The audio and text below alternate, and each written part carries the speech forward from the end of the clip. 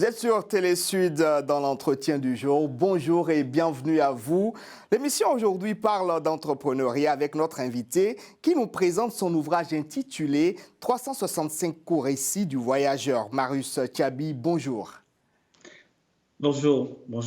Merci Vous beaucoup êtes pour avec nous l'invitation. depuis le Bénin. Tout à fait, depuis Cotonou.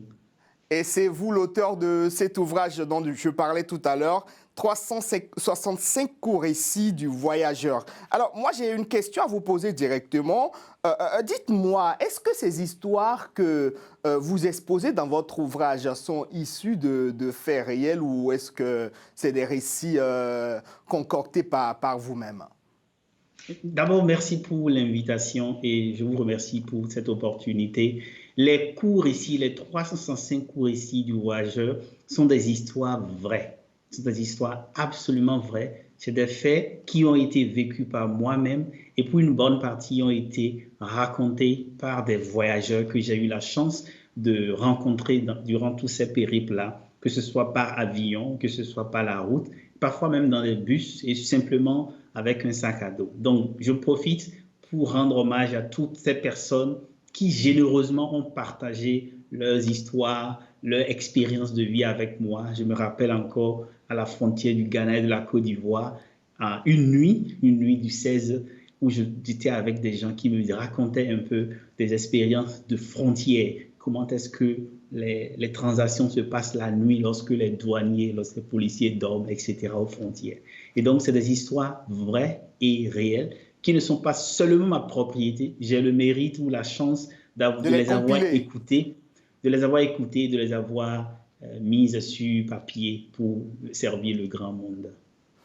Est-ce une nouvelle trouvaille du philosophe que vous êtes, une trouvaille pédagogique pour mieux enseigner et amener les leaders à pouvoir gagner en maturité, avoir des leçons à travers ces histoires?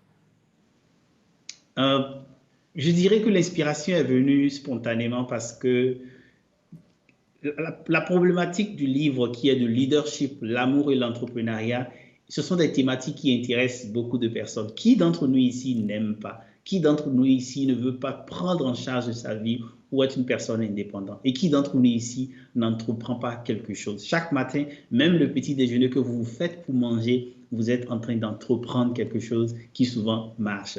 Donc, l'idée de rendre ça en court récit est venue simplement du fait que ça doit s'adapter à notre population et aussi du fait qu'aujourd'hui, les gens ne lisent pas beaucoup. Donc, les courts récits ont été conçus pour que, à n'importe quel moment, à n'importe quelle page, vous ouvrez le livre puisque vous l'avez eu sous les mains. Vous ouvrez le livre à n'importe quel moment, vous pourrez le lire et vous arrêtez maximum 5 minutes, 3 minutes même parfois et vous fermez, vous passez à une autre histoire. Je me souviens que quand on était petit, nos grands-parents nous racontaient des histoires et à la fin de l'histoire, il y avait toujours une leçon à en tirer. En vous lisant, j'ai eu l'impression que vous avez été aussi baigné dans cette culture et cela a motivé également le style de votre écriture. Je suis d'accord avec vous. Nous avons tellement vécu des enfants similaires où le grand-père au village, après une dure journée champêtre ou bien de travail, raconte des histoires, ou même à la maison, lorsque les parents racontent des histoires, on dit toujours la leçon de l'histoire, la morale de l'histoire, qu'est-ce que tu retiens de l'histoire, ou simplement lorsqu'un fait se passe dans le voisinage, le soir, on débriefe et on dit qu'est-ce que vous avez appris de cette histoire. Donc cela m'a certainement imprégné, je suis reconnaissant de cela. Et donc, évidemment que lorsque, dans mon rôle d'écrivain, de philosophe, lorsque je commence à traduire ces émotions-là ou ces histoires-là, que je puisse les présenter de manière simple et qui puissent être comestibles ou bien digérées par les lecteurs. Je veux prendre l'exemple d'un récit que j'ai trouvé dans votre ouvrage. Le titre, c'est Tant que la tête est mal faite, le ventre restera mou. Vous vous appuyez sur cette conversation que vous avez eue avec un ministre africain sur l'éducation pour montrer combien de fois il est important pour un leader, un manager de pouvoir s'entourer de personnes bien formées pour pouvoir conduire son entreprise. Je dis vrai quand je l'interprète comme ça? Tout à fait. Le poisson pourrit par la tête. Si vous avez jamais acheté du poisson, que vous l'avez oublié sur l'évier ou bien à la maison simplement, vous allez vous rendre compte qu'il commence à pourrir par la tête. Et puisque vous parlez de cette belle discussion-là, c'est en fait simplement pour montrer comment, pour réformer le système éducatif d'un pays, surtout les pays africains, il faut commencer par l'enseignement supérieur. Ensuite, attaquer l'enseignement secondaire et enfin l'enseignement primaire. Et au lieu de chercher à faire l'inverse. Pourquoi? Simplement parce que lorsque les universités sont bien formées, c'est eux qui vont former les enseignants du secondaire, ainsi de suite jusqu'à la base. Donc, attaquer la tête lorsqu'elle est bien faite, lorsque l'équipe qui dirige est en place, le leadership est bien installé, la suite va souvent relativement facile. Généralement, on dit que le poisson qui est fumé et qui a déjà pris une forme, il est difficile de le redresser. On dit de même pour un bâton qui a été courbé, il est difficile également de le redresser. En quoi former ou prendre le problème par le haut pourrait permettre plus facilement de résoudre la situation ou d'apporter une meilleure solution? Prendre par le haut, c'est simplement parce que et lorsque vous voulez, je prends l'exemple d'un véhicule, vous conduisez un véhicule, vous ne le mettez pas en arrière, vous vous mettez au volant. Et lorsque vous êtes dans un véhicule, je prends l'exemple des taxis bros ou bien simplement du transport en commun, lorsque le chauffeur du bus est de mauvaise humeur ou il est en état d'ébriété, il va conduire tout le monde dans le ravin. Donc, prendre le problème par la tête est naturel parce que dans l'ordre des choses, c'est souvent la tête qui va orienter, qui va diriger où est-ce qu'on ira, où est-ce qu'on n'ira pas. Donc, de la même manière, si l'on veut dévier un bus, il faut simplement aller s'asseoir sur le volant, sur le côté chauffeur et tourner le volant de la voiture. Il ira dans un sens à gauche ou à droite. Plusieurs personnalités ont commenté votre ouvrage, ont donné leur appréciation et plutôt de très bonnes appréciations. Je vais parler par exemple de l'ancien ministre du Bénin, Antonin Dossou, ou encore l'ancien représentant de l'UNICEF au Sénégal, Yann Hopwood. J'espère que je prononce bien. Ils ont tous apprécié votre ouvrage. En quoi peut-il aider cet ouvrage les leaders africains? Le livre, d'abord il faut replacer le livre dans son contexte. C'est trop ambitieux et je ne suis pas encore à ce niveau de prétendre que le livre va aider les leaders africains.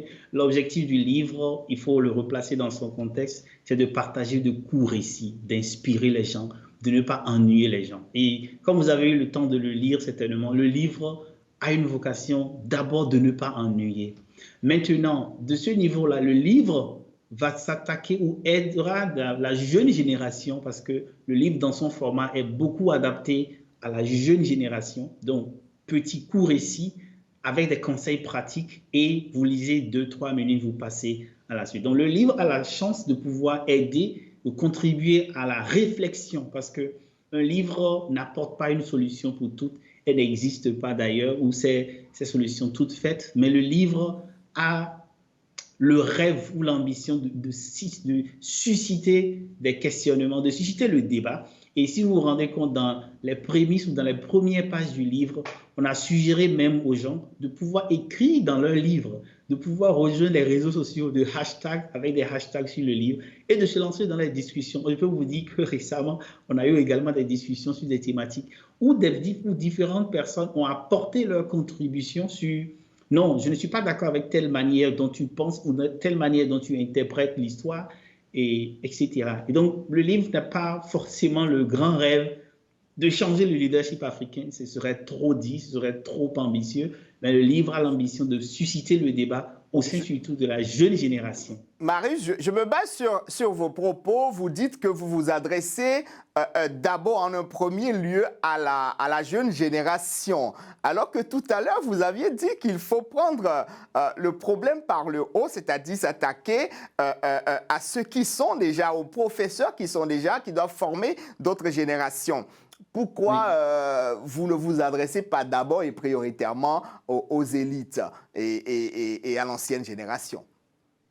Le problème des donneurs de leçons, c'est que souvent ça ne marche pas. Et la meilleure manière de changer profondément, c'est d'un changement par les pairs. C'est-à-dire, vous savez, si vous et moi nous nous mettons à donner des leçons. Et je parie que les dirigeants africains, les dirigeants d'entreprises en ont le ras-le-bol d'écouter les gens qui, à longueur de journée, leur donnent des leçons. Parce que la réalité de l'exercice des responsabilités est tout autre, est différente. Et si vous n'êtes pas dans leur peau, il sera quand même difficile de comprendre comment ces personnes-là prennent des décisions. Donc, cela me pousse, à un moment donné, dans mon rôle d'écrivain et de philosophe, ce n'est pas un rôle d'action de gens, je vais changer les choses de telle manière. Notre rôle, mon rôle, est de susciter les discussions.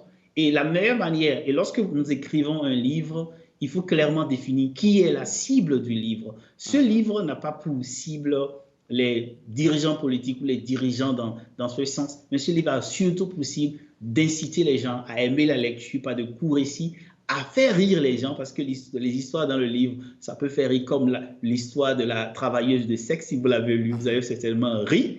L'histoire dans le zoo d'Abidjan, l'histoire du lac Muhazi au Rwanda, et toutes ces histoires-là, c'est pour susciter l'intérêt de la lecture. Il y en a beaucoup. Ouais. 365, on a envie de dire une histoire pour chaque jour. Et nous aurons une histoire pour chaque jour. Mais là, nous avons le tome 1. Il y a le tome 2 qui est en rédaction. Et ce livre, comme les livres que nous écrivons dans la série 365 courts récits du voyageur, ne s'écrivent pas en étant sur place.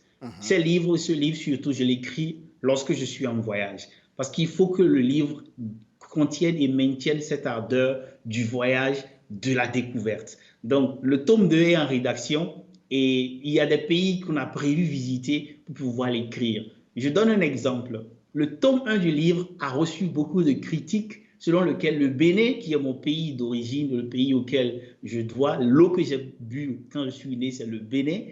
Mon pays d'origine n'a pas eu la palme d'or dans le tome 1.